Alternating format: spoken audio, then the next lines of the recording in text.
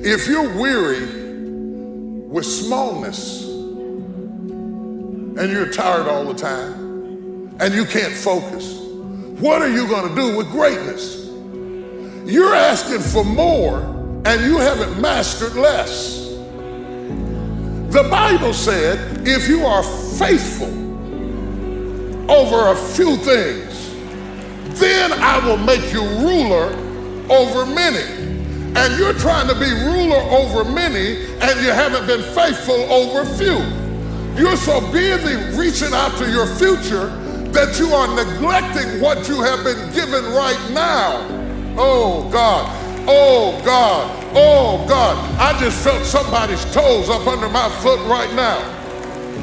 You are so busy trying to progress that you are neglecting where you are. That's not how you progress. You master where you are and then you get promoted to where you're going. You don't neglect where you are trying to reach out to where you're going. Because if you were sloppy yesterday, you're going to be sloppy today and you're going to be sloppy forevermore. If you learn how to do great things in a small place, you're going to do great things in a larger place and you're going to be great over here. After that focus of being disciplined and doing the same thing over and over, even when you don't want to, there will be a, watch these two words that are rarely ever together, peaceful harvest. Anybody that ever has had a farm knows that harvest time ain't peaceful. If it's a big harvest, but God says, if you're disciplined for a season, I'll allow your harvest to be peaceful. But don't pray it if you won't stay focused and disciplined. A season of discipline will produce a lifetime of freedom. If you would invest your focus on what God is saying right now, while you're in between, just invest your focus. Spend more hours on that than Netflix. Spend more hours on what God said than being out and partying and trying to be places. Listen, when you invest your focus, it produces freedom. The greatest version of you is not the I can do anything version of you. The greatest version of you is the disciplined version of you. The greatest version of you is the version that has parameters. No, I don't do that. I don't drink that. I don't go there with these people. I'm focused. I have a prize that's in front of me. I know what I'm supposed to do, and that ain't it. I have to stay right here. Embed that long-term goal in your mind. Burn it into your soul. Think about it and write about it and talk about it and hang it up on your wall. But most important, do something about it. Do something about it every day. Do something that moves you toward that goal, that keeps the goal alive and in sight and in focus. However small or insignificant that step might seem, take it, do it, do that little piece.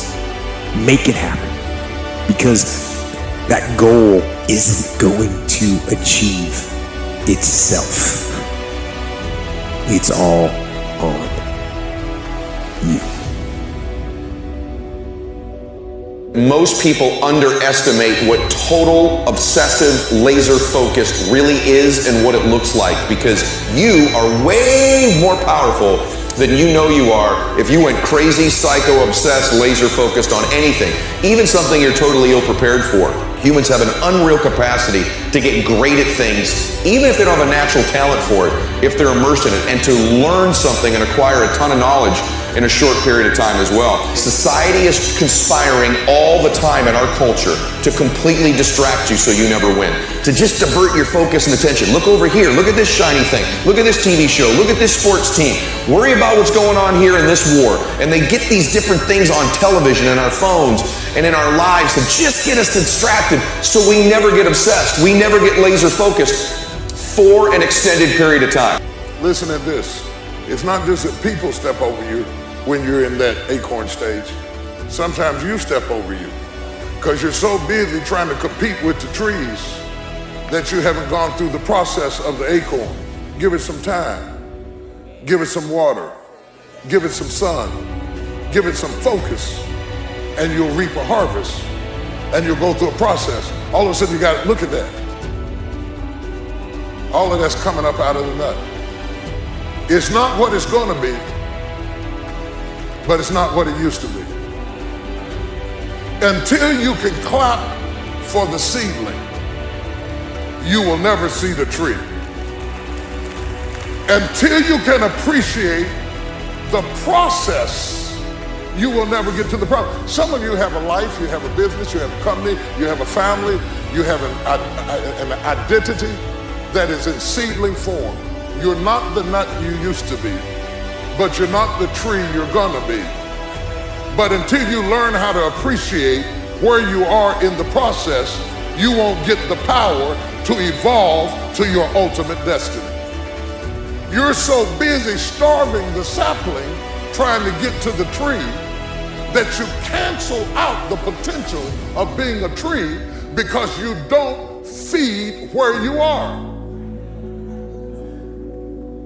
You're in love with tomorrow, but you're neglecting today. And when God sees you neglecting today, He will not give you tomorrow. Until you are faithful over the few, you cannot be ruler over the many. So you need to take your eye off of the tree and water what you got now.